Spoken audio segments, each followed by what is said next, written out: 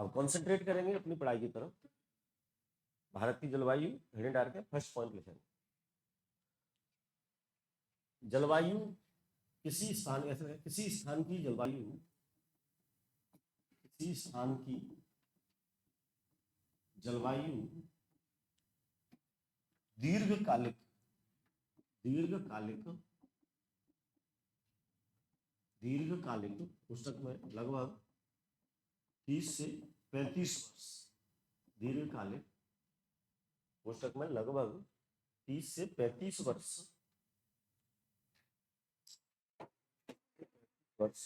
की की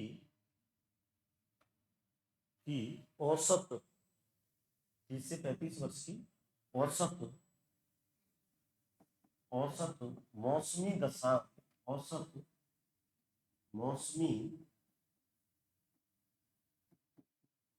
मौसमी दशाओं को कहा जाता है।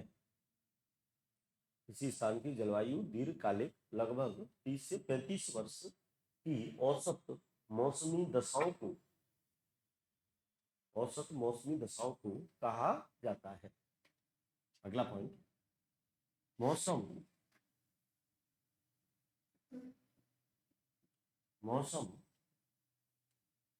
से तात्पर्य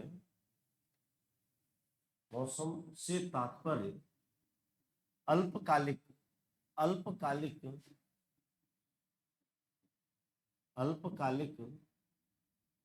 पर्यावरणीय,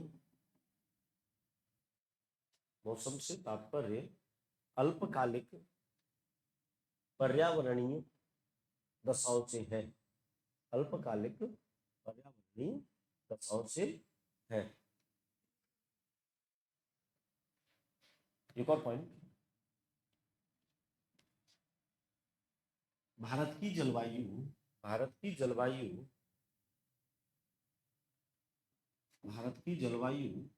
उष्ण कटिबंधीय, मानसूनी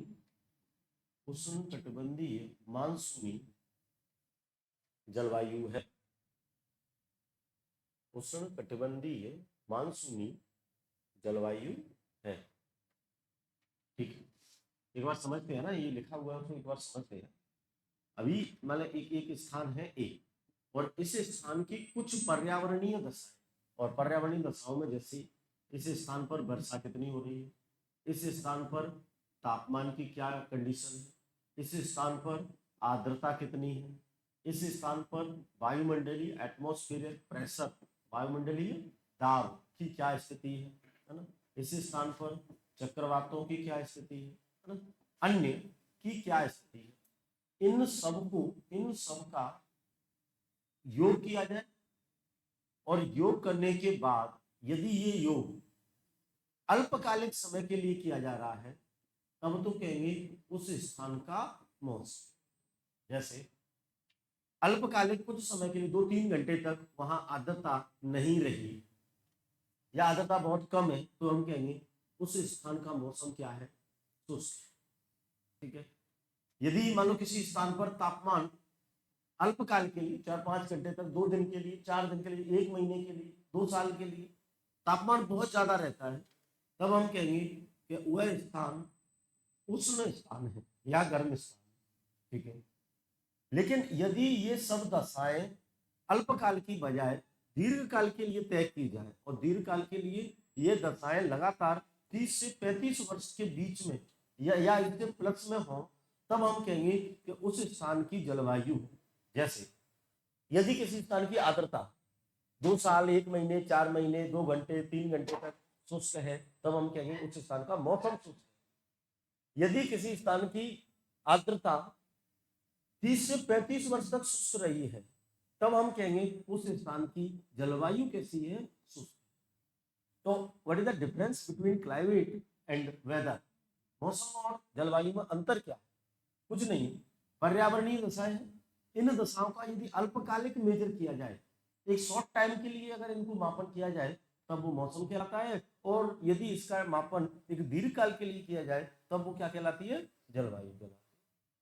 किसी स्थान पर लगातार 4 दिन तक बारिश रही, क्या हम यह कह सकते हैं कि वहां की जलवायु आर्द्र है, वर्षा बहुत ज्यादा हुई है, क्या हम ये कह सकते हैं वहां की जलवायु आर्द्र है? नहीं, क्योंकि हम एक 4 दिन का औसत का, यदि वहां वर्षा लगातार 30 से 35 वर्ष तक रह रही है तब हम कहेंगे कि वहां की जलवायु आर्द्र है।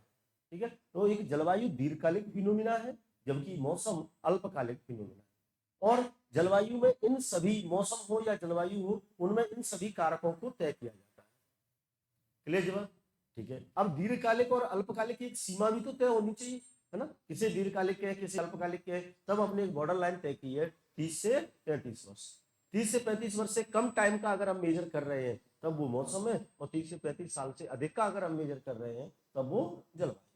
ठीक है, और भारत की जलवायु उष्ण कटिबंधीय मानसून। ठीक, अगला पॉइंट लिखिए, मानसून। मानसून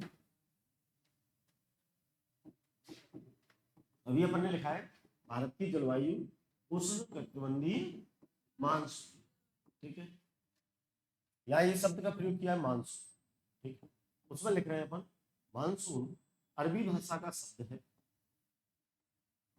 मानसून अरबी भाषा का शब्द है जिसकी उत्पत्ति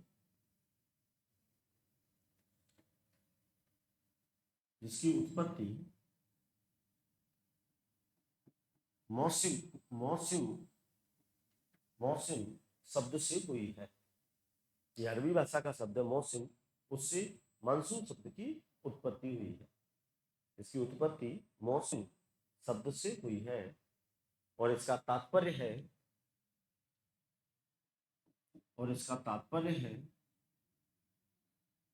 ऋतु के अनुसार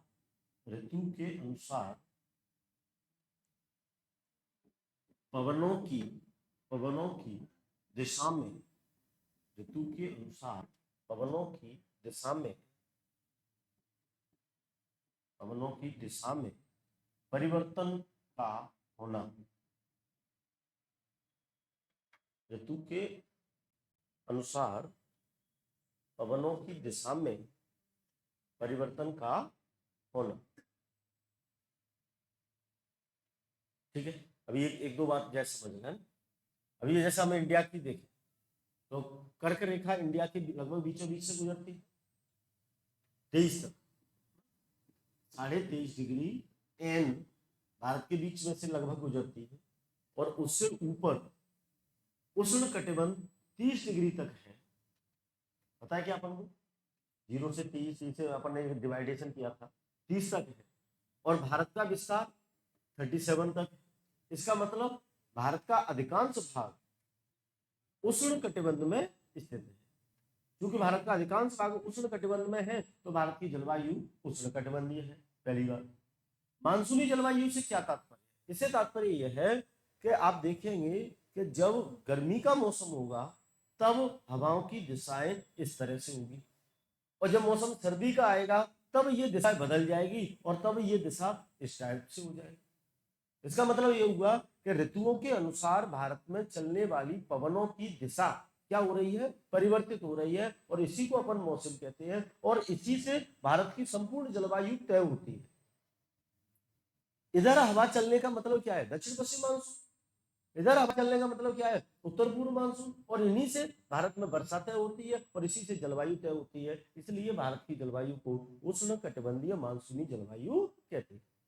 मानसून शब्द से तात्पर्य है ऋतु के अनुसार पवनों की गति में परिवर्तन का होना। ठीक है, अभी एक चीज और देखें, भारत का जो मानसून है ना, भारतीय मानसून बहुत नटखट है। नटखट मानसून किताब में लिखा हुआ है, भारतीय मानसून बहुत नटखट है। नटखट का मतलब कभी आता है कभी नहीं आता है, मतलब अपने एकदम मर्जी का मस्त मौला आदमी। एक एक ये कहा जाता है कि भारत में कृषि पिछड़ी हुई स्थिति में, जबकि भारत वह देश है जिसके पास, भारत दुनिया का एकमात्र देश है जिसके पास विशाल मैदान, जलोढ़ भूमि है, और रेनफॉल भी ठीक ठाक, वर्षा भी ठीक ठाक, नदियां भी ठीक ठाक। उसके बावजूद भी एग्रीकल्चर के मामले में हम पिछड़े हुए हैं। किसान आत्महत्या के मामले में हम बहुत आगे हैं।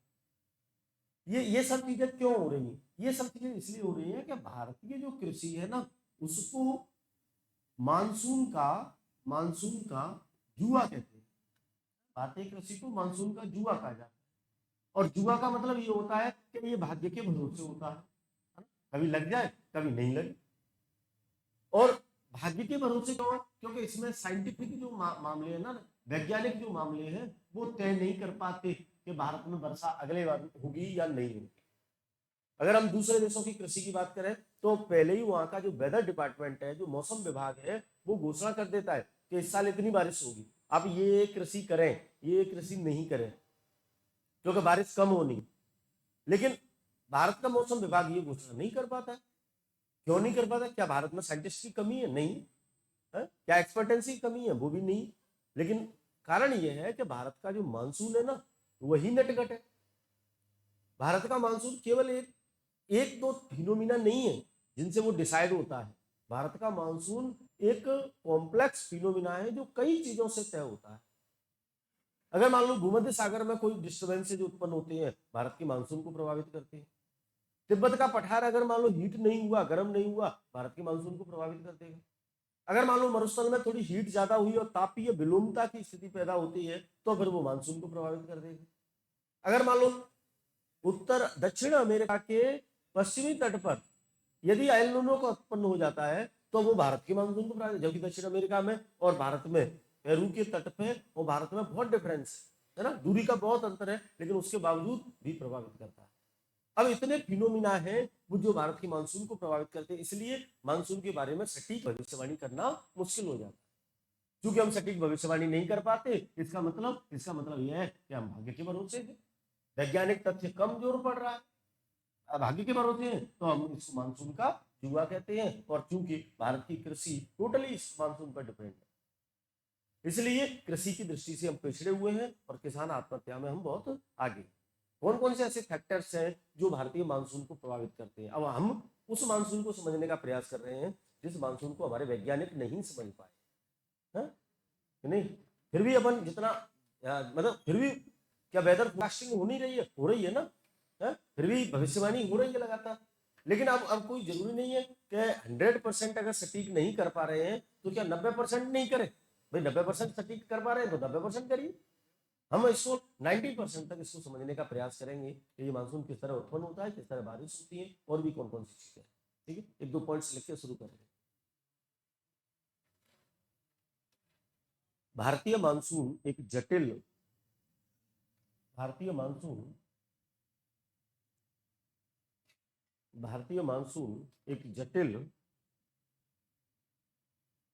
जटिल अवधारणा है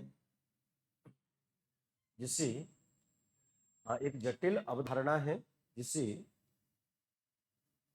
जिसे जिसे विश्व में होने वाले कई परिवर्तन जिसे विश्व में होने वाले कई परिवर्तन प्रभावित करते हैं। जिसे विश्व में होने वाले कई परिवर्तन प्रभावित करते हैं। कई परिवर्तन प्रभावित करते हैं। अगला पॉइंट, चूंकि भारतीय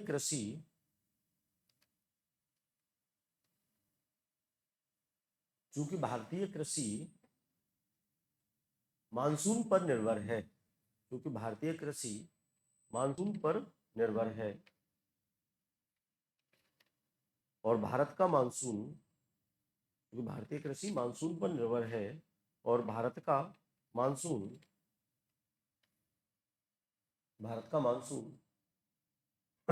नटखट है। भारत का मानसून नटखट है,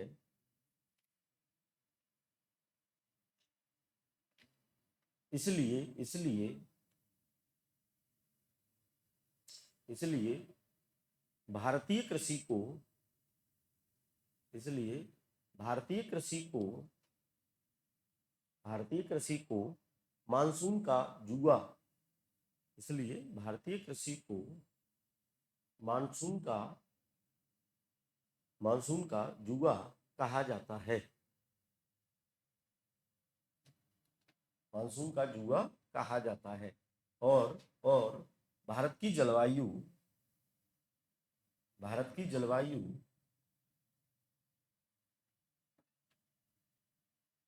इसी मानसून से प्रभावित होती है। भारत की जलवायु इसी मानसून से प्रभावित होती है।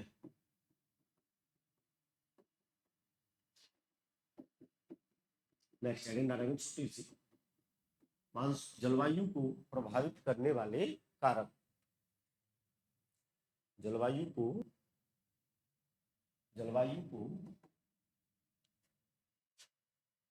प्रभावित करने वाले कारक। ठीक है, एक एक करके लिखते जाऊं। अक्षांशीय स्थिति, अक्षांशीय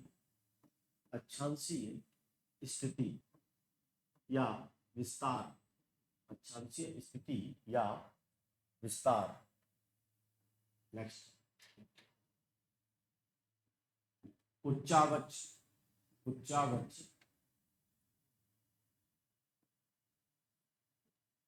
समुद्र तट से दूरी व ऊंचाई, समुद्र तट से दूरी व ऊंचाई। अगला, दक्षिण पश्चिम हवाएं,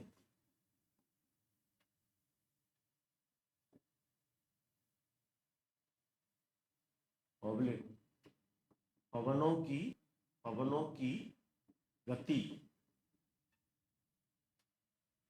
दक्षिण पश्चिम हवाएं ऑब्लिक पवनों की गति व दिशा, पवनों की गति व दिशा। नेक्स्ट, भूमध्य सागरीय विक्षोभ, भूमध्य सागरीय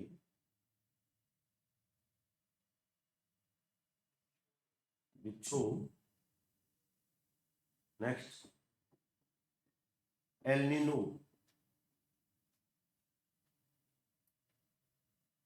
व ला नीनो, एल नीनो व ला नीनो। नेक्स्ट, पर्वतों की स्थिति,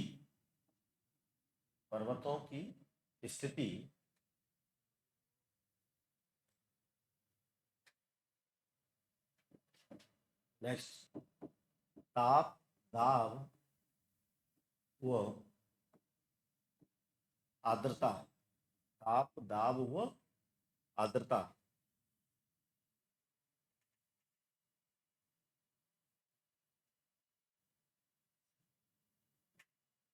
जैसे एक प्रश्न निकल सकता है ना, कौन सा प्रभावित करता है, कौन सा नहीं करता है, निम्न में से कौन सा कारक भारत की जलवायु को प्रभावित करता है या नहीं करता है, इस तरह से।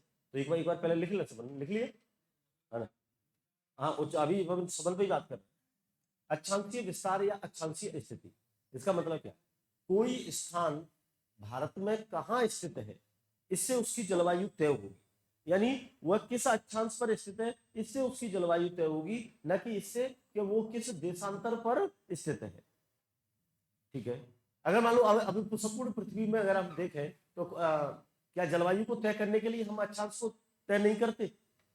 अभी मान लो कोई स्थान यहाँ है, हीट ज्यादा है, थोड़ा सा अगर हम उच्च अक्षांशों की ओर चलें टेम्परेचर कम होता जाता है, और अगर हम ध्रुवों के आसपास पहुंचेंगे तो वहां तो टेम्परेचर की मात्रा बहुत कम होती है।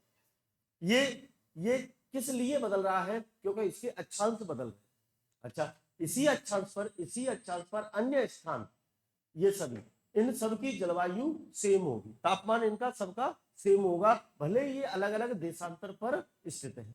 इसका मतलब ये होगा कि अक्षांश जलवायु को प्रभावित करते हैं, देशांतर जलवायु को प्रभावित नहीं करते।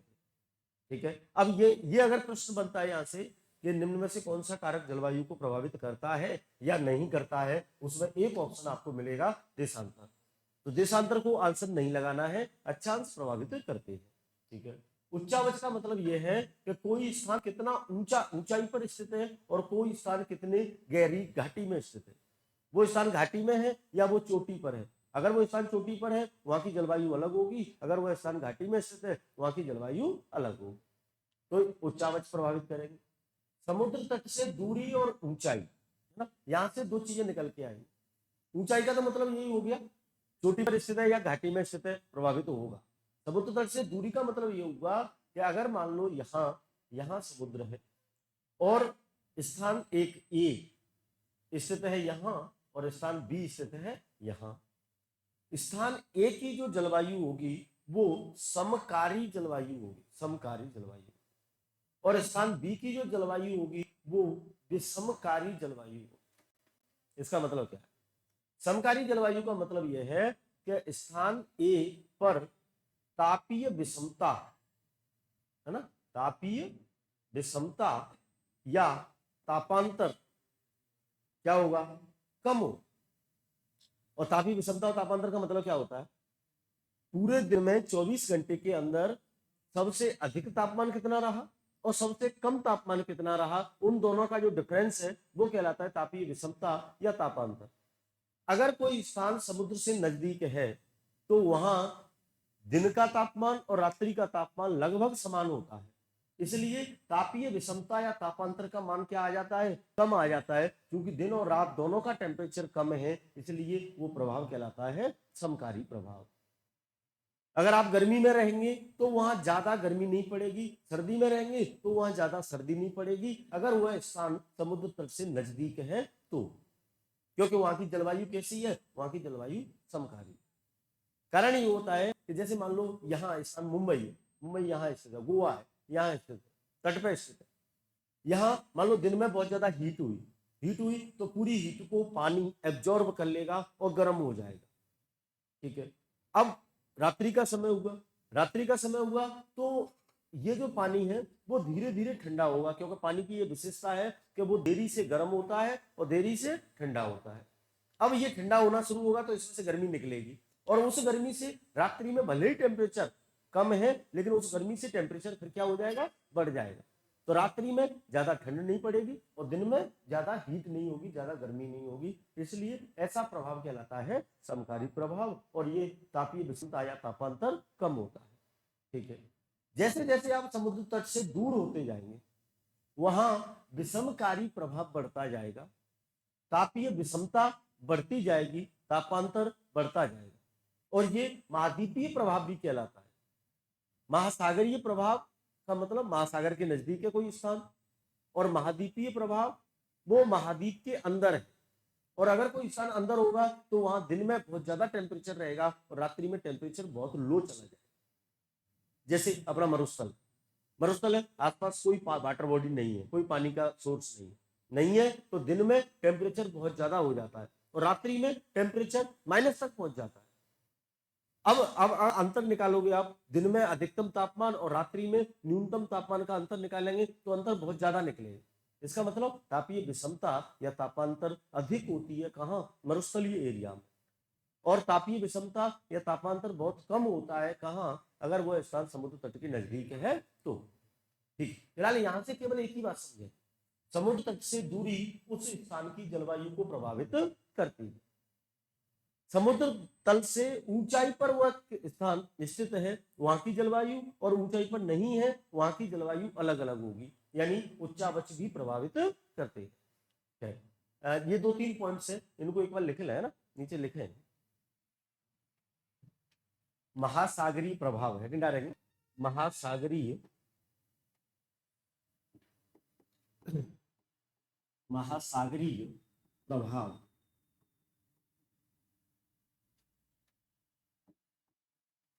ओशियनिक इफेक्ट क्या होता है? एक लाइन लिखना, यदि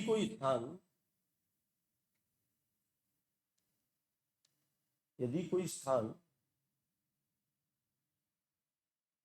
महासागरों के तट पर स्थित है,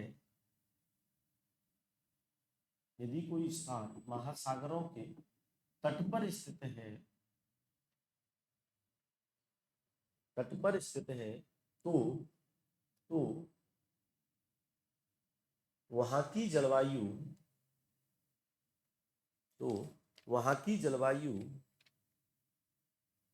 में समकारी प्रभाव, तो वहां की जलवायु में समकारी प्रभाव दिखाई देता है।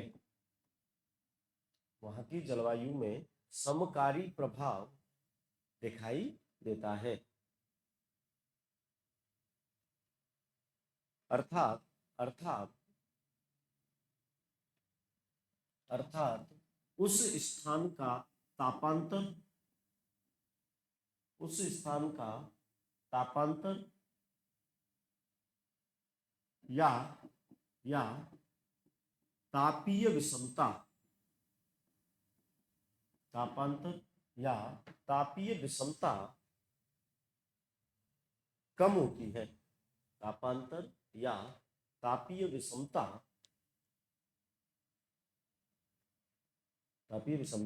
कम होती है। ठीक है, एग्जाम्पल निकला जैसे गोवा, मुंबई।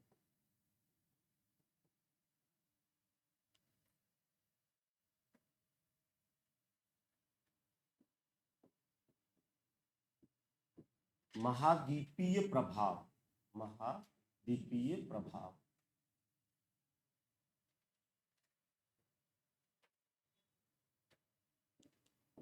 कॉन्टिनेंटल इफेक्ट, महाद्वीपीय प्रभाव। अच्छा, यूके की लोकेशन शायद आपको ध्यान है कि यूनाइटेड किंगडम की लोकेशन कहाँ है? तो यूरोप का ये तट था, यूरोप के तट के बगल में यहाँ यूके स्थित है ना, यूनाइटेड किंगडम यहाँ स्थित। ये इंग्लिश चैनल है और इधर भी पानी है, इधर भी पानी है, इधर भी पानी, चारों तरफ पानी, चारों तरफ पानी है। इसका मतलब महासागर के तट पर स्थित है, तट पर स्थित है। तो यहाँ किस तरह की जलवायु होनी चाहिए? समकारी प्रभाव वाली जलवायु होनी चाहिए, और वहां होती भी। सर्दी में बहुत ज्यादा सर्दी नहीं होती, गर्मी में बहुत ज्यादा गर्मी नहीं होती। ये प्रभाव महासागरीय प्रभाव कहलाता है। 3 सिम्टम्स है इसके। जलवायु में समकारी प्रभाव होगा, और इसका मतलब है कि वहां तापांतर और तापीय विषमता क्या होगी? कम होगी। और भारत के ये 2 स्थान इसी जलवायु प्रभाव के अंतर्गत आते हैं। ठीक है, महाद्वीपीय प्रभाव में एक लाइन लिखो। ऐसे स्थान जो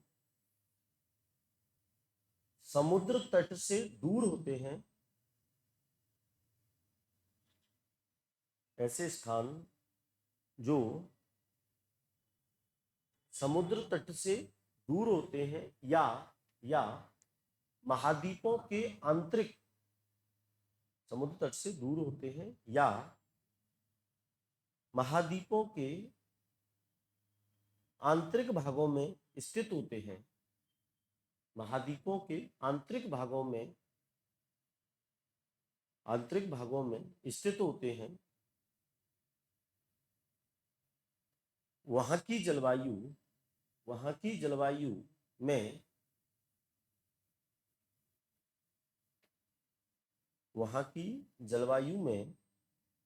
विषमकारी प्रभाव, वहां की जलवायु में विषमकारी प्रभाव दिखाई देता है।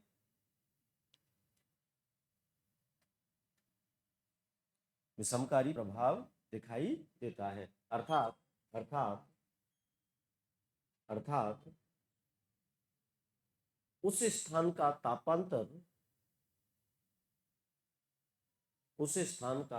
तापांतर या तापीय विषमता, उस स्थान का तापांतर या तापीय विषमता का मान, तापांतर या तापीय विषमता का मान उच्च होता है।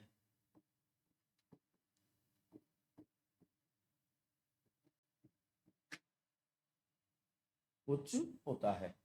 इस साइड देखें, तापांतर या तापीय विषमता क्या है? 2-3 टर्म्स है, एक दैनिक, एक मासिक और वार्षिक, है ना? इसका मतलब क्या है? दैनिक तापांतर या दैनिक तापीय विषमता, मासिक तापांतर या मासिक तापीय विषमता, वार्षिक तापांतर या वार्षिक तापीय विषमता। ठीक, दैनिक तापांतर या तापीय विषमता क्या है?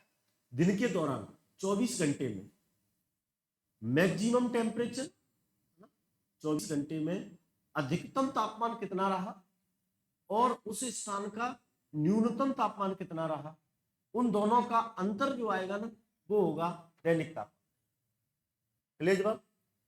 एक बार दोबारा, दैनिक तापांतर का मतलब है 24 घंटे के दौरान अधिकतम तापमान कितना रहा, मान लो किसी स्थान का अधिकतम तापमान 37 डिग्री सेंटीग्रेड रहा, ठीक है, और उसी 24 घंटे में उसी स्थान का न्यूनतम तापमान कितना रहा, मान लो रात्रि को यह टेम्परेचर घट के और 20 डिग्री सेंटीग्रेड पर पहुंच गया, इन दोनों का जो डिफरेंस है 17 डिग्री सेंटीग्रेड, उस स्थान का तापांतर कहलाएगा, दैनिक तापांतर कहलाएगा या दैनिक तापीय विषमता कहलाएगा।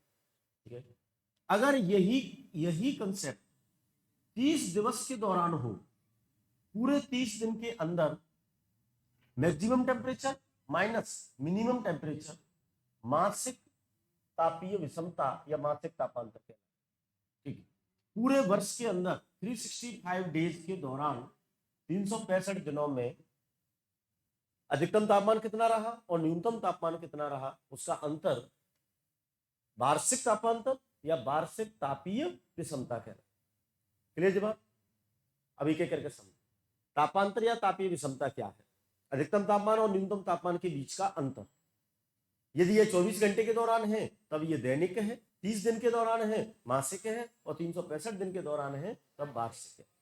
ठीक है, अब किस स्थान का तापांतर अधिक होगा, किस स्थान का कम होगा, यह तय होगा समुद्र तट से उसकी दूरी कितनी है। अगर उसकी समुद्र तट से दूरी कम है तो वहां का तापांतर कम होगा, अगर अधिक है तो तापांतर अधिक होगा। इसका मतलब ये भी निकल गया ना, क्या तापांतर या तापीय विषमता इज प्रोपोर्शनल टू समुद्र तट से दूरी। क्या ये बात सही नहीं? बिल्कुल सही। अगर समुद्र से दूरी जिस तरह से बढ़ती जाएगी तापांतर या तापीय विषमता का मान बढ़ता चला जाएगा, और इसी से तय होगा फिर क्या, महासागरीय प्रभाव एवं महाद्वीपीय प्रभाव। महासागरीय प्रभाव का मतलब समुद्र से दूरी क्या है, कम है, तो वहां की जलवायु का तापांतर या तापीय विषमता कम होगी या जलवायु में समकारी प्रभाव देखने को मिलेगा। ठीक है, यदि दूरी अधिक है तो वो महाद्वीपीय प्रभाव कहलाएगा और वहां विषमकारी प्रभाव दिखाई देगा एवं तापांतर या तापीय विषमता का मान उच्च होगा। इसका मतलब ये हुआ कि समुद्र तट से दूरी क्या उस स्थान की जलवायु को प्रभावित करती है? आंसर बिल्कुल करती है, अभी अपने एक्सप्लेन किया इस चीज। ठीक है, कौन कौन सी चीजें क्लियर की है? अक्षांशीय स्थिति जलवायु को तय करेगी, उच्चावच ऊंचाई पर स्थित है या घाटी में स्थित है जलवायु को तय करेगी, समुद्र तट से दूरी जलवायु को तय करेगी। ठीक है, दक्षिण पश्चिमी हवाएं और पवनों की गति व दिशा, पवनों की गति किधर है? शीतकाल में अगर हम देखें तो पवनों की गति भारत में उत्तर पूर्व की ओर होती है और ग्रीष्म काल में दक्षिण पश्चिम से शुरू होती है, और इसीलिए वर्षा ग्रीष्म काल में होती है, शीतकाल में वर्षा नहीं होती। तो पवनों की गति, दिशा और दक्षिण पश्चिम की हवाएं कितनी तीव्रता से उठी हैं, ये भारत की जलवायु को प्रभावित करते हैं। भूमध्य सागरीय विक्षोभ यदि उठ रहे हैं, भूमध्य सागरीय विक्षोभ उठ रहे हैं या नहीं उठ रहे हैं और कब उठ रहे हैं, ये तय करेगा उत्तर भारत की जलवायु, और उत्तर भारत में रबी की फसल के दौरान यही वर्षा होगी और कृषि भी इस पर डिपेंड। ठीक है, एल नीनो और ला नीनो, पेरू के तट पर अगर एल नीनो उत्पन्न हुआ है तो भारत में सूखा पड़ना है, ला नीनो उत्पन्न हुआ है तो सूखा नहीं पड़ेगा, ठीक ठाक बारिश होगी। इसका मतलब ये भी भारत की जलवायु को क्या करेंगे, प्रभावित करेंगे। पर्वतों की स्थिति, एक ही अक्षांश पर स्थित दो स्थान, ध्यान दें, महाराष्ट्र ये अपना पश्चिमी तट, भारत का ये पश्चिमी तट, और एक ही अक्षांश पर स्थित स्थान ये महाराष्ट्र का विदर्भ क्षेत्र, और ये महाराष्ट्र का तटीय मैदान यानी मुंबई, और ये महाराष्ट्र का विदर्भ क्षेत्र। यहां बारिश कतई नहीं है और यहां बारिश ठीक ठाक। कारण क्या है? कारण बीच में पश्चिमी घाट का होना। पश्चिमी घाट की वजह से दक्षिण पश्चिम की हवाएं से टकराएंगी और यहाँ तीव्रता से बारिश करेंगी, और ये स्थान चूंकि पश्चिमी घाट की वजह से वृष्टि छाया प्रदेश बन जाएगा, यहाँ कोई बारिश होगी नहीं। तो पर्वतों की स्थिति, पर्वत कहाँ है? अच्छा, दक्षिण पश्चिम मानसून भारत में 74% बारिश करता है, लेकिन राजस्थान में नहीं करता। पश्चिमी राजस्थान में दक्षिण पश्चिम मानसून बिल्कुल नहीं करता। क्यों नहीं करता? क्योंकि अरावली उसके समांतर स्थित है। तो पर्वत कहाँ स्थित है, उसकी हाइट क्या है, ये भी उस स्थान की जलवायु को प्रभावित करते हैं। 3 पहाड़ियां हैं, गारो, खासी, जयंतिया, उनकी हाइट भी ज्यादा नहीं है जितनी हिमालय की है। वो तो प्रायद्वीपीय पठार का भाग है, जबकि हिमालय तो बहुत ऊंचा है, लेकिन फिर भी वहां 1100 सेंटीमीटर तक बारिश हो रही है। इसका रीजन है उनकी स्थिति क्या है, कीप की आकृति में है, इसलिए बारिश हो रही है। तो पर्वतों की स्थिति क्या है, ये भी तय करेगा उस स्थान की जलवायु को, और उस स्थान पर तापमान का कंडीशन, दाब की कंडीशन और आर्द्रता की कंडीशन, ये भी जलवायु को प्रभावित करते हैं। तो कौन कौन से कारक हैं जो जलवायु को प्रभावित करते हैं और कौन से कारक हैं जो नहीं करते हैं, इस पर एक मिक्स करके वो क्वेश्चन बना सकता है। महाद्वीपीय प्रभाव क्या है, महासागरीय प्रभाव क्या है, इस सबको अपन ने समझा। ठीक, कौन कौन सी चीजें अपन ने क्लियर की हैं, एक बार देख लेते हैं। जलवायु क्या है, मौसम क्या है, मानसून क्या है, और भारत की जलवायु कैसी है ना? भारत की जलवायु कैसी है, और कृषि और मानसून में क्या संबंध है, भारत की कृषि में, भारत के मानसून में क्या संबंध है, और जलवायु को प्रभावित करने वाले कारक कौन कौन से हैं, इन पॉइंट्स पर अपने चर्चा कर ली है। तो मुझे लग रहा है कि ये पॉइंट क्लियर होने चाहिए। जलवायु पर्यावरणीय दशाओं का औसत यदि निकाला जाए दीर्घ काल के लिए, और दीर्घ काल से तात्पर्य 30 से 35 वर्ष से प्लस अवधि के लिए निकाला जाए, तब वो जलवायु है। और यदि यही 30 से 35 वर्ष से कम अवधि के लिए निकाला जाए, तब वो है मौसम। मानसून एक अरबी भाषा का शब्द है जिसकी उत्पत्ति मौसम शब्द से हुई है, और मानसून का मतलब होता है ऋतु के अनुसार पवनों की दिशा में परिवर्तन का होना।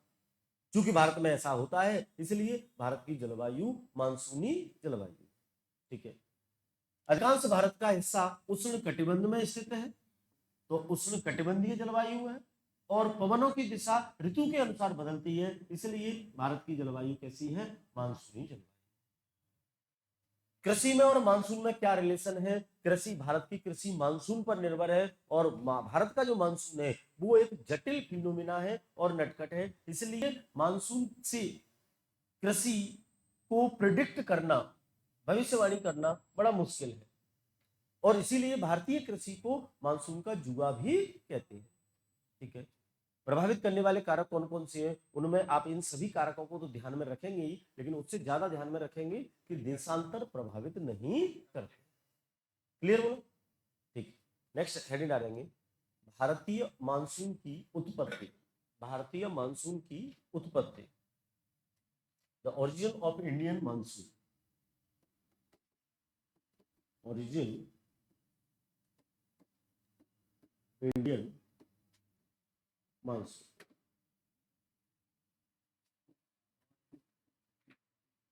तीन सिद्धांत है इसको, है ना? अब देखो भाई, हम उस चीज को पढ़ रहे हैं जो बेहद जटिल है, समझ में बड़ा मुश्किल आएगा,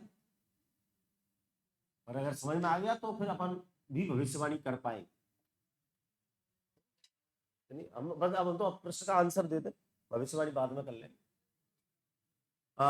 तीन सिद्धांत दिए गए इसको लेकर। एक, ध्यान देंगे, परंपरागत सिद्धांत है, और परंपरागत जो सिद्धांत है उसमें तापीय सिद्धांत है, जो बताता है कि भारत का मानसून किस तरह उत्पन्न होता है और किस तरह चलता है। ठीक है, इसके बाद एक और सिद्धांत आया, ये इस सिद्धांत में कुछ कमियां रही, ये ठीक से व्याख्या नहीं कर पाया, फिर उसके बाद एक और सिद्धांत आया, और वो है गत्यात्मक सिद्धांत। गत्यात्मक सिद्धांत, फिर इससे व्याख्या की गई, तो ये भी पर्याप्त नहीं था। फिर एक और तीसरा सिद्धांत आया, और उसमें अभिनव सिद्धांत कहते हैं इनको, या आधुनिक सिद्धांत कहते हैं, और उसमें कई चीजों को बताया गया, जैसे जेट स्ट्रीम, जेट स्ट्रीम से तय होगा, पछुआ पवने, है ना, या पश्चिमी विक्षोभ, भूमध्य सागरीय पश्चिमी विक्षोभ, इससे तय होगा। किसी ने कहा नहीं साहब एल-निनो से तय होगा, किसी ने कहा नहीं साहब ला-निनो से तय होगा, किसी ने कहा महासागरीय, महासागरीय द्विध्रुव, हिंद महासागरीय द्विध्रुव भारतीय मानसून को तय करेगा। ये कई सिद्धांत फिर अभिनव सिद्धांत में आए, इन सबको हमने पढ़ना है। और हकीकत में वास्तविकता ये है कि ये सभी इनमें से कोई भी सिद्धांत ऐसा नहीं है जो क्लियर कट कह दे। ये सभी सिद्धांत ही तय करेंगे कि भारत के मानसून की उत्पत्ति किस तरह होती। ठीक है, एक बार लिखेंगे, एक पॉइंट लिख के शुरू करें। भारतीय मानसून की उत्पत्ति को लेकर निम्न 3 सिद्धांत दिए गए। भारतीय मानसून की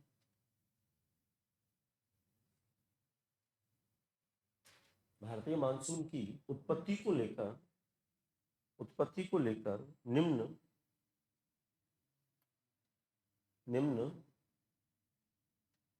3 सिद्धांत दिए गए। नंबर 1,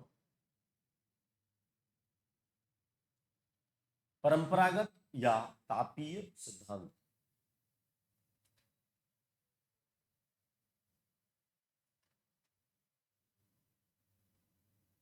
नंबर 1, परंपरागत या तापीय सिद्धांत। बस एक ही ये लिख लें, परंपरागत या तापीय सिद्धांत, और डैश लगा के इधर देखेंगे। पहले क्या एक एक पढ़ते हैं ना, कौन सा है? परंपरागत, ट्रेडिशनल या तापीय सिद्धांत, है ना। ये क्या कह रहा है? ये कह रहा है कि ये मान लें इंडिया, है ना। अब मौसम है गर्मी का, ग्रीष्म काल है ना। तो ग्रीष्म काल में क्या होगा, ध्यान देना, इंडिया और ग्रीष्म काल का मौसम। ग्रीष्म काल के मौसम में यहाँ जो तिब्बत का पठार है, तिब्बतन जो प्लेट्यू है, तिब्बत का जो पठार है ऊंचाई पर स्थित है, वो तिब्बत का पठार गर्म हो। इस स्थान पर जो तिब्बत का पठार है वो गर्म होगा। ग्रीष्मकाल का मौसम गर्म होगा। गर्म होने का मतलब टेम्परेचर यहाँ का क्या हो जाएगा, अधिक हो जाएगा। अगर टेम्परेचर अधिक हो जाएगा तो फिर यहाँ प्रेशर क्या हो जाएगा, कम हो जाएगा, है ना। और अगर प्रेशर कम हो जाएगा तो ये क्षेत्र बन जाएगा क्या, एलपी। एलपी मतलब लो प्रेशर जोन या निम्न दाब का क्षेत्र, है ना। कतई समझ में नहीं आ रहा है ना, निम्न दाब। अभी एक चीज देख, आगे समझ में थोड़ी देर लगेगी। अब एक तो पहले तो इतना डरा दिया है ना, मानसून जब साइंटिस्ट की समझ में नहीं आ रहा है तो हमारे भी समझ में कहां से आएगा। फिर देखें, दोबारा देखें, तापमान में और दाब में इनवर्स रिलेशन होता है, उल्टा संबंध होता है। यदि किसी स्थान का तापमान अधिक है तो वहां की हवा गर्म होगी, तापमान अधिक है, हवा गर्म होगी, गर्म होकर ऊपर उठ जाएगी। अगर ऊपर उठ जाएगी तो उस स्थान पर दाब क्या हो जाएगा, वायु का दाब क्या हो जाएगा, कम हो जाएगा। तो तापमान में और दाब में उल्टा संबंध होता है। अगर किसी स्थान का तापमान अधिक होता है तो दाब वहां का क्या हो जाता है, कम हो जाता है, और अगर तापमान कम होता है तो दाब क्या हो जाता है, अधिक हो जाता है। ठीक है, एक तो क्या बात है, तिब्बत के पठार चूंकि ऊंचाई पर स्थित है इसलिए हीट पकड़ जाएगा, गर्म हो जाएगा गर्मी के मौसम में, और उसकी वजह से यहाँ की हवा क्या होगी, गर्म होगी, और गर्म होकर ऊपर उठ जाएगी। अगर ऊपर उठ जाएगी तो ये एरिया बन जाएगा कैसा, निम्न दाब का क्षेत्र। ठीक है, अब गर्मी के मौसम में ही इस एरिया को देखेंगे, मेडागास्कर के पास अरब सागर में स्थित इस स्थान को देखें। पानी है यहाँ पे, अरब सागर में है, पानी है, और पानी जल्दी गर्म होता नहीं, क्योंकि पानी जल्दी गर्म नहीं होता तो उतना गर्म नहीं होगा जितना तिब्बत का पठार गर्म होगा। अब उतना गर्म नहीं होगा तो यहाँ का टेम्परेचर क्या है, कम है तिब्बत के पठार की तुलना में। टेम्परेचर कम है तो यहाँ का दाब वहां के पठार की तुलना में क्या है, अधिक है। तो ये जो क्षेत्र है ये क्षेत्र बनेगा कौन सा, उच्च दाब का क्षेत्र। ठीक है, या एचपी बन जाएगा ये, और वो एलपी है। अब शायद आपको ध्यान हो तो हमने ये पढ़ा था कि वायु गति करती है उच्च दाब के क्षेत्र से निम्न दाब के क्षेत्र की ओर। वायु में गति उच्च दाब से निम्न दाब की ओर होती है, और ये दिशा है ना, वायु के गति की दिशा उच्च दाब से निम्न दाब की ओर होती है। और वायु की गति तय होती है कि इनमें अंतर कितना है।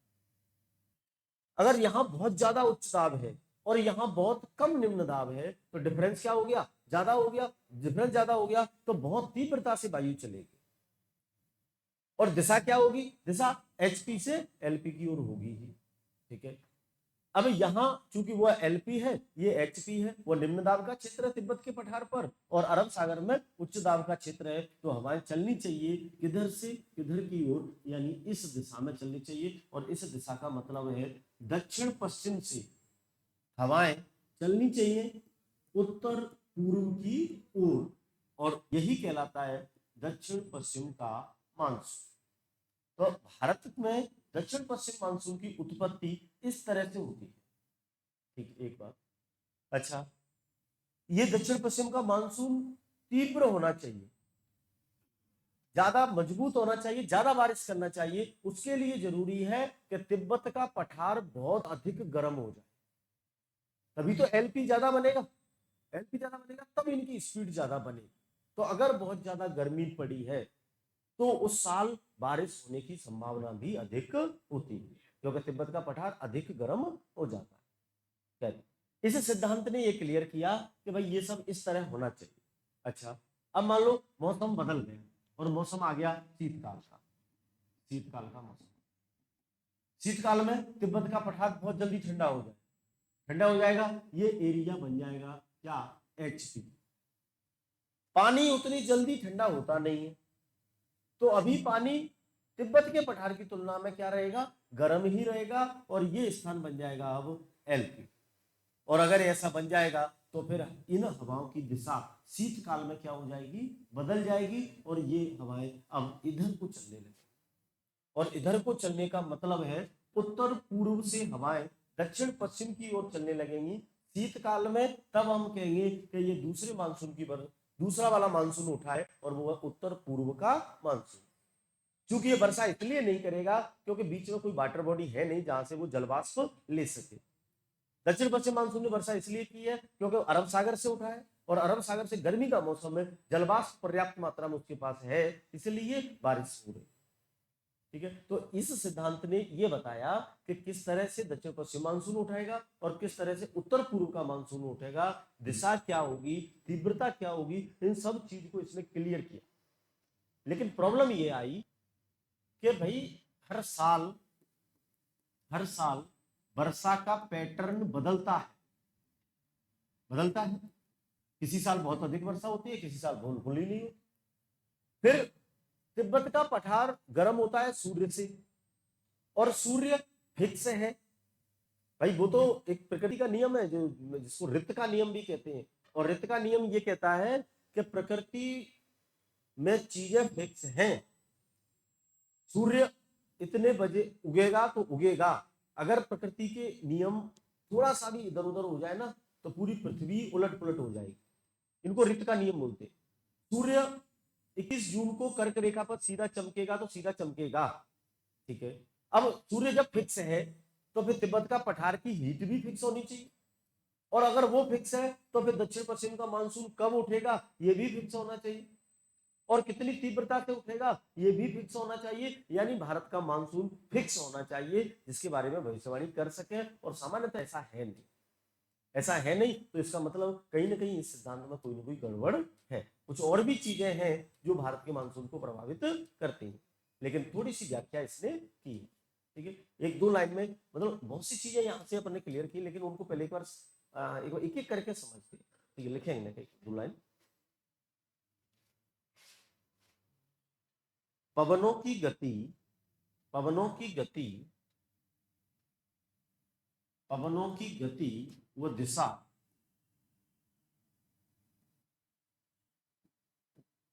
पवनों की गति व दिशा, दिशा वायुमंडलीय दाब द्वारा, वायुमंडलीय दाब द्वारा, वायुमंडलीय दाब द्वारा तय की जाती है। पवनों की गति व दिशा वायुमंडलीय दाब द्वारा तय की जाती है। अगला पॉइंट, पवनों की दिशा पवनों की दिशा सदैव सदैव पवनों की दिशा सदैव उच्च दाब क्षेत्र से पवनों की दिशा सदैव उच्च दाब क्षेत्र से कोष्टक में HP हाई प्रेशर उच्च दाब क्षेत्र से निम्न दाब क्षेत्र कोष्टक में LP लो प्रेशर उच्च दाब क्षेत्र से निम्न दाब क्षेत्र की ओर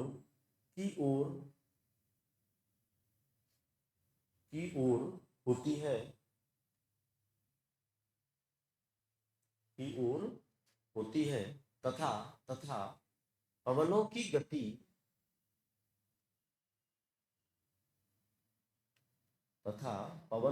ये तो दिशा की बात की अपन ने, दिशा किधर होगी, उच्च दाब से निम्न दाब की होगी, तथा पवनों की गति इन दोनों स्थानों के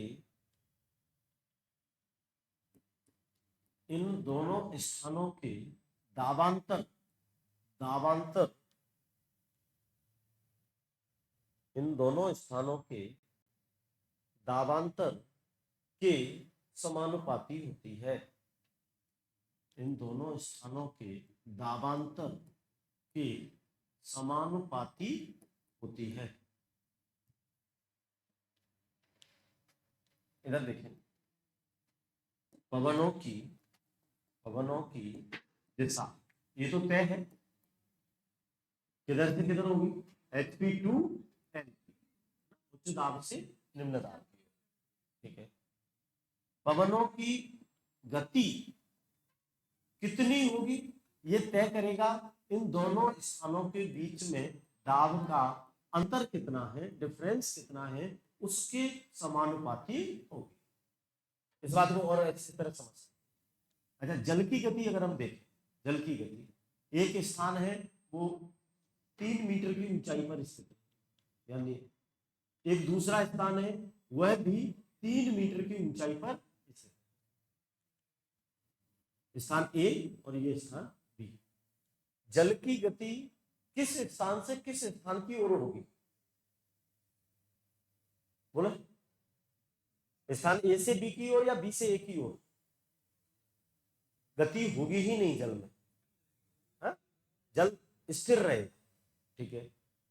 अब अगर हमें गति करनी है जल में, तो एक स्थान की ऊंचाई में क्या करना पड़ेगा, अंतर करना पड़ेगा। और मान लो ये अंतर हो गया, ये 2 मीटर की ऊंचाई पर स्थित है, ये 3 मीटर की ऊंचाई पर स्थित है। जल में गति होगी किधर से किधर की ओर, उच्च ऊंचाई से निम्न ऊंचाई की ओर, ठीक है। अच्छा, अगर अब ये तो होगा, अब दाब इन दोनों स्थानों की ऊंचाई का अंतर कितना आ रहा है, अंतर आ रहा है कितना, 1, अंतर आ गया, गति प्रारंभ होगी। अब गति कितनी होगी, ये अंतर जितना ज्यादा आएगा उतनी गति होगी, ठीक है। आप इस स्थान को 4 मीटर तक ले जाओ, है ना, और अंतर को बढ़ा के कितना कर दो, 2 कर, क्या जल की गति की दिशा तो वही रहेगी, लेकिन गति बढ़ेगी नहीं, गति बढ़ जाएगी, ठीक है। आप चलो इसको और कम ले, 1 कर। अब 1 करने का मतलब क्या किया, आपने अंतर को बढ़ाया, और अंतर कितना हुआ, 3 हुआ। अब जल की गति और ज्यादा हो जाएगी। तो जल के प्रवाह की दिशा हो या वायु के प्रवाह की दिशा हो, वो उच्च दाब से निम्न दाब की ओर होगी, पहली बात।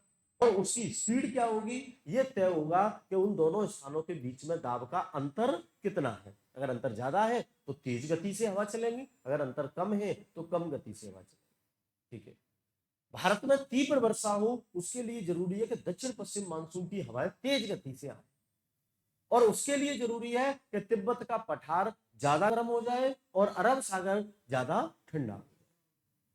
अभी आगे चल के हम इन सब चीजों की व्याख्या करेंगे, जब हम एल नीनो पढ़ेंगे तब एल नीनो के कारण क्यों भारत में सूखा पड़ता है, उसका रीजन यही है, इसलिए अपन को यहाँ ज्यादा मेहनत करनी पड़ रही है, ठीक है। 1-2 पॉइंट्स लिख के जाए, जब बातें खत्म करें। ग्रीष्म काल में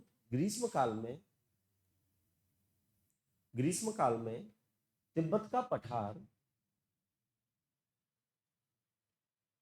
ग्रीष्म काल में तिब्बत का पठार अधिक गर्म ग्रीष्म काल में तिब्बत का पठार अधिक गर्म हो जाता है, अधिक गर्म हो जाता है, जिससे जिससे यह जिससे यह निम्न दाब का क्षेत्र जिससे यह निम्न दाब का क्षेत्र बन जाता है। इससे यह निम्न दाब का क्षेत्र बन जाता है। जबकि जबकि अरब सागर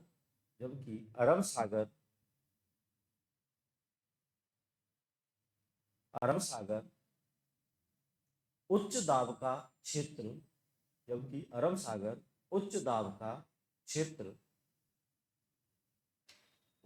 का क्षेत्र बनता है।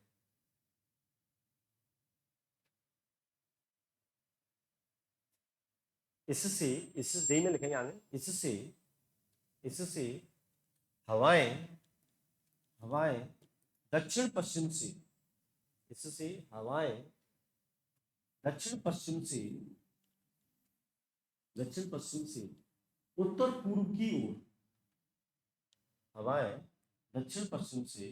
उत्तर पूर्व की ओर चलने लगती हैं, और इस प्रकार दक्षिण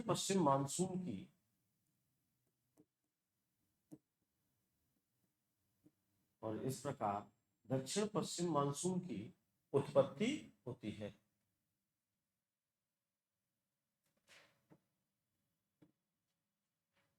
इस प्रकार दक्षिण पश्चिम मानसून की उत्पत्ति होती है।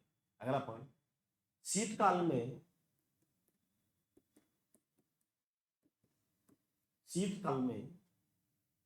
तिब्बत का पठार ऊंचाई पर स्थित है। शीतकाल में तिब्बत का पठार अरब सागर की तुलना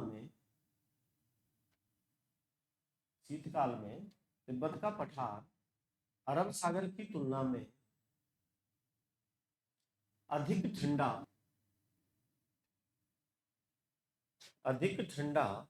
हो जाता है।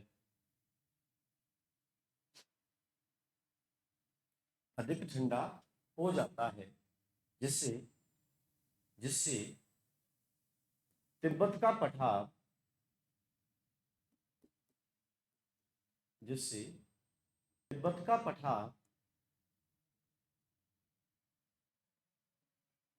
उच्च दाब क्षेत्र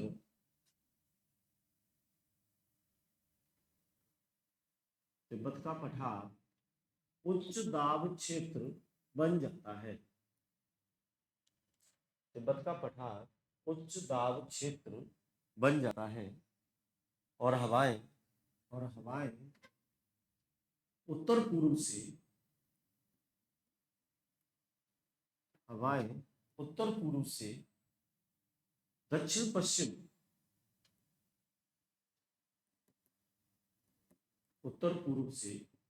पश्चिम की ओर चलने लगी हैं।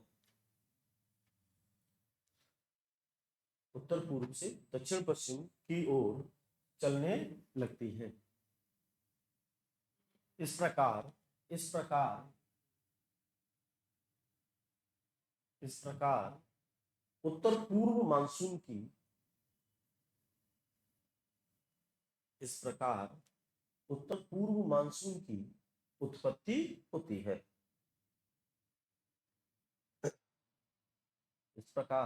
उत्तर पूर्व मानसून की उत्पत्ति होती है।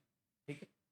भारत में कितने मानसूनों से वर्षा होती है? तो 3, दक्षिण पश्चिम मानसून, उत्तर पूर्व मानसून और भूमध्य सागरीय विक्षोभ। दक्षिण पश्चिम मानसून की फिर 2 ब्रांच हो जाएंगी, एक अरब सागर की ब्रांच और एक बंगाल की खाड़ी की ब्रांच। फिलहाल हम पढ़ रहे हैं कि इनकी उत्पत्ति किस तरह से हुई है, एक तो दक्षिण पश्चिम मानसून की, एक उत्तर पूर्व मानसून की। लेकिन ये सिद्धांत जब सब कुछ व्याख्या कर रहा है तो फिर अगला सिद्धांत क्यों आया? उसका रीजन ये था कि इस सिद्धांत ने ये सब प्रश्न का ये जवाब नहीं दे पाया कि फिर भारत के मानसून को नटखट क्यों कहते, जबकि ये फिक्स होना चाहिए। पहले से ही हमें आइडिया लग जाना चाहिए कि भाई इस साल इतनी गर्मी पड़ेगी तो फिर इतनी बरसात होगी, तिब्बत का पठार इतना गर्म होगा तो फिर इतनी स्पीड से हवाएं चलेंगी और इतनी बरसात होगी। लेकिन हम ये प्रिडिक्ट नहीं कर पाते। इसका मतलब ये है कि अन्य चीजें भी, कोई और भी कोई थर्ड पार्टी है जो इंडियन मानसून को प्रभावित कर रहे हैं, है ना। फिर उन सब चीजों की व्याख्या करने के लिए फिर अगले सिद्धांत की तरफ बढ़ेंगे, लेकिन उससे पहले ये बनाएंगे एक डायग्राम, है ना। ग्रीष्मकाल, दक्षिण पश्चिम मानसून की उत्पत्ति हुई है कैसे? तिब्बत का पठार एलपी बन गया, अरब सागर एचपी, वहां एचपी फिर एलपी शीतकाल।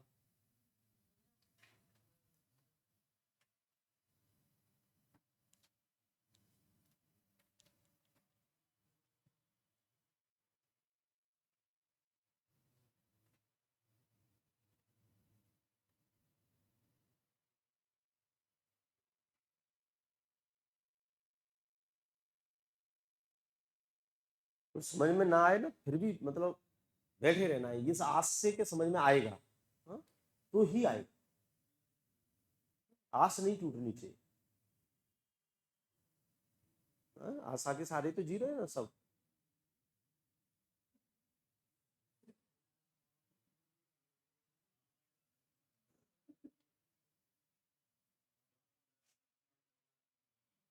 ठीक है, अभी ना ठीक।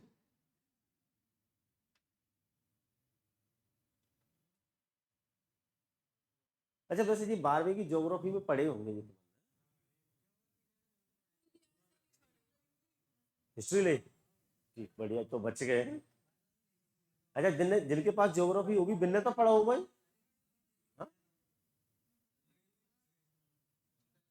ज्योग्राफी है तेरे पास?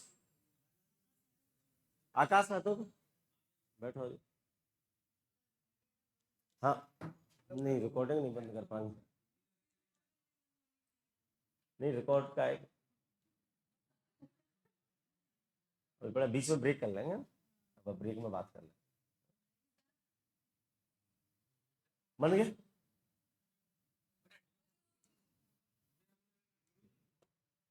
वो तो ऐसा हटा रहे हैं राजू मत, बोलो बस सब कुछ समझ में आ गया है।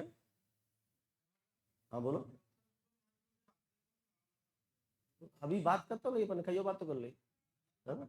ये वाला एरिया, ये वाला area। और इस एरिया में अब आप किस किस को शामिल करेंगे? दक्षिणी आंध्र प्रदेश, तमिलनाडु का कोरोमंडल तट, और दक्षिण पूर्वी दक्षिण पूर्वी कर्नाटक, है ना। और ज्यादा डिटेल में चाहिए नहीं, सीधा प्रश्न लगाओ कोरोमंडल तट, आगे बढ़े। हाँ अभी अभी अपन वहाँ पे आए ना, वो आएंगे अभी थोड़ी देर बाद, फिलहाल इस प्रश्न का जवाब दिया है। हो गया ये। नंबर 2 सिद्धांत लिखेंगे, नंबर 2 गत्यात्मक, नंबर 2 गत्यात्मक सिद्धांत। पहला परंपरागत या तापीय सिद्धांत, नंबर 2 गत्यात्मक सिद्धांत, है ना। गत्यात्मक सिद्धांत बहुत कठिन है, तो मैं इसलिए बता रहा हूँ आपको कि मतलब मैं डरा नहीं रहा हूँ, आपको तैयार कर रहा हूँ। अरे सबसे पहले अपन लड़ाई लड़ने से पहले शत्रु के बारे में जानते हैं कि उसके पास क्या क्या चीजें हैं, है? इसलिए जानते हैं कि हम डर जाएं नहीं, इसलिए जानते हैं ताकि हम उसी अनुसार तैयारी करें। तो इसका मतलब ये है कि शत्रु के बारे में जाना नहीं जाए, पहले जानना जरूरी है। ठीक है,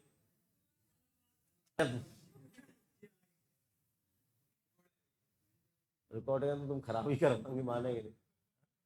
अच्छा अच्छा, इधर इधर, हाँ, सबका ध्यान इधर होना चाहिए।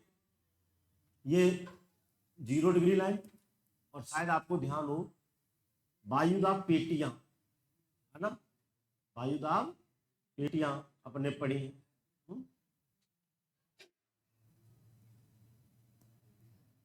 ये उष्ण कटिबंधीय, उष्ण कटिबंधीय निम्न दाब पेटी, ठीक है। इससे जस्ट ऊपर उपोष्ण कटिबंधीय उच्च दाब पेटी, है ना। इससे जस्ट ऊपर शीतोष्ण कटिबंधीय निम्न दाब पेटी और ध्रुवीय ध्रुवीय उच्च दाब पेटी। ऐसे तो पढ़े। इधर देखें, ये उपोष्ण उच्च दाब पेटी, ठीक है। शीतोष्ण निम्न दाब पेटी और ध्रुवीय उच्च दाब पेटी, ठीक। अब ये निम्न दाब पेटी है और ये उपोष्ण उच्च दाब। तो हवाएं इस एरिया में किस तरह से चलनी चाहिए, है ना। इस एरिया में हवाएं उच्च दाब से निम्न दाब की ओर चलनी चाहिए, यानी इस दिशा में चलनी चाहिए, ठीक है। इस पेटी में देखें, ये उच्च दाब पेटी, ये हुई निम्न दाब पेटी। तो उच्च दाब से निम्न दाब की ओर, यानी हवाएं इस दिशा में चलनी चाहिए इस एरिया में, है ना, ठीक है। अब कोरियोलिस बल भी अपना रोल अदा करे। कोरियोलिस बल क्या कह रहा है, वो कह रहा है कि भाई मैं दिशा को बदल दूंगा, पवन और धाराओं की दिशा को मैं बदल दूंगा। उत्तरी गोलार्ध में दक्षिणावर्त, ऊदा के अनुसार तय हो रहा है। उत्तरी गोलार्ध में दक्षिणावर्त, इसका मतलब ये उत्तरी गोलार्ध है, और दक्षिणावर्त मतलब घड़ी की दिशा में, है ना, यानी कि इसकी दिशा इस तरह से बदलेगी, ठीक है।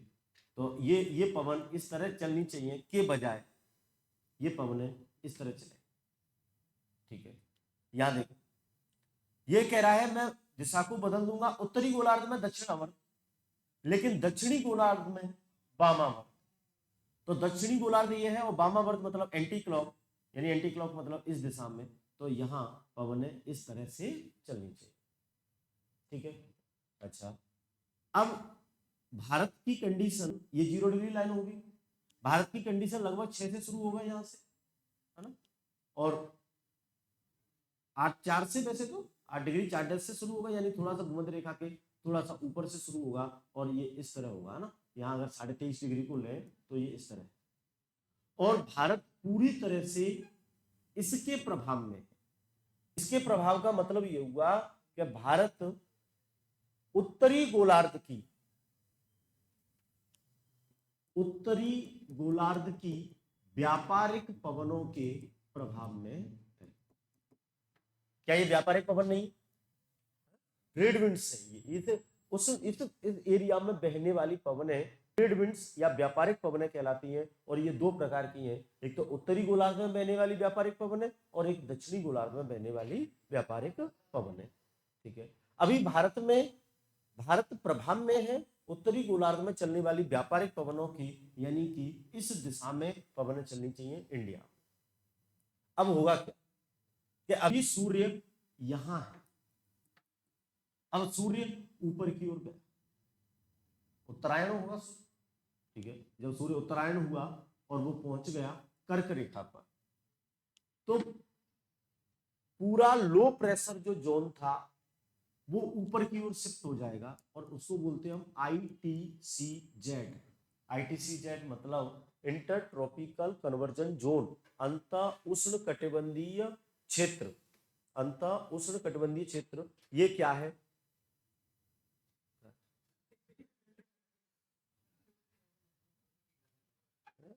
समझ में कुछ आ नहीं रहा है। अच्छा नहीं, अभी अभी अभी आए कैसे जाओ, अभी तो मैंने कुछ बताया नहीं ना। ध्यान देना, सब ध्यान देंगे इधर। पहले इसको ITCZ को समझते हैं ना, इसको समझेंगे बाद में। ITCZ क्या, सूर्य जहां सूर्य होता है उस एरिया में सामने पृथ्वी के संपूर्ण, जहां सूर्य, जैसे सूर्य यहां है, इसके जस्ट सामने संपूर्ण पृथ्वी पर लो प्रेशर का क्षेत्र बन जाता है, क्योंकि भाई सनलाइट सीधी पड़ रही है इस जगह पर।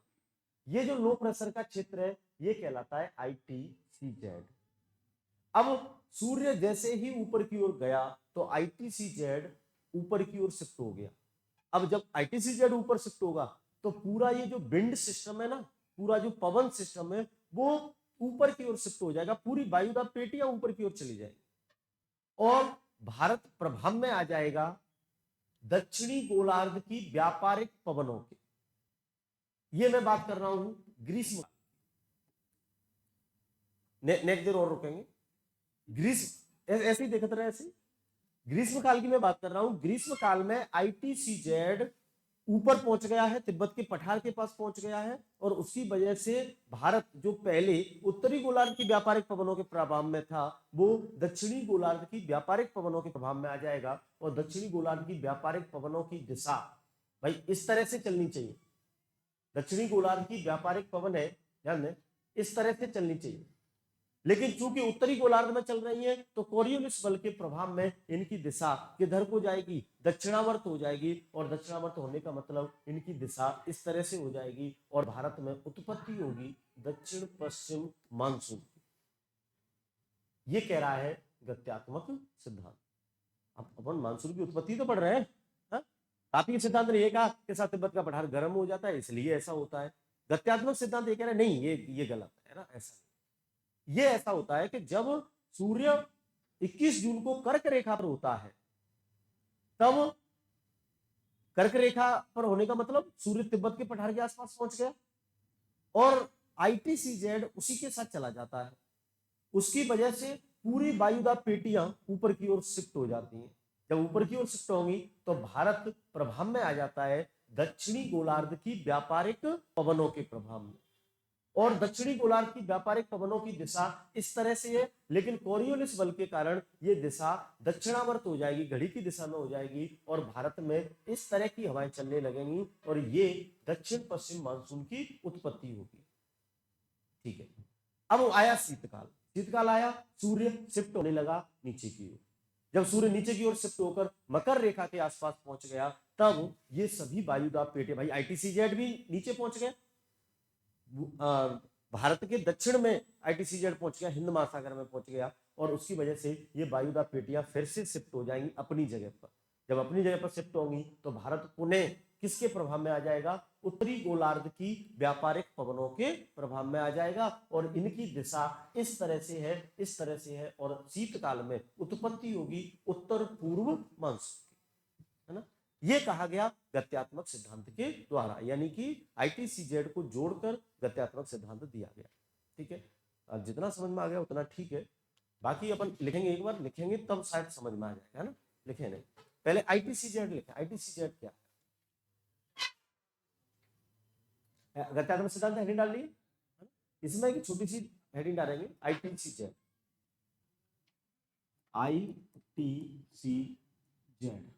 अच्छा, 12th क्लास में ये ऐसे बताया नहीं प्रॉब्लम, अभी जब भी तो तुम कहते कि मतलब अभी ऐसे बात चर्चा करेंगे, तुम कभी सजी बता पता ना जाने क्या पढ़ा था, समझ में ना। अरे समझ में आएगा, अभी मैं तापी सिद्धांत पढ़ाया हूँ, समझ में आ रहा हूँ तापी सिद्धांत में क्या दिक्कत है, हा?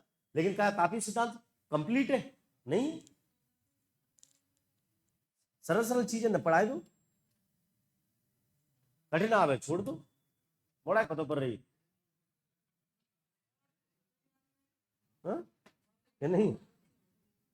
हाँ, अभी ये आज बंद करें पहले बतरा लगे ना।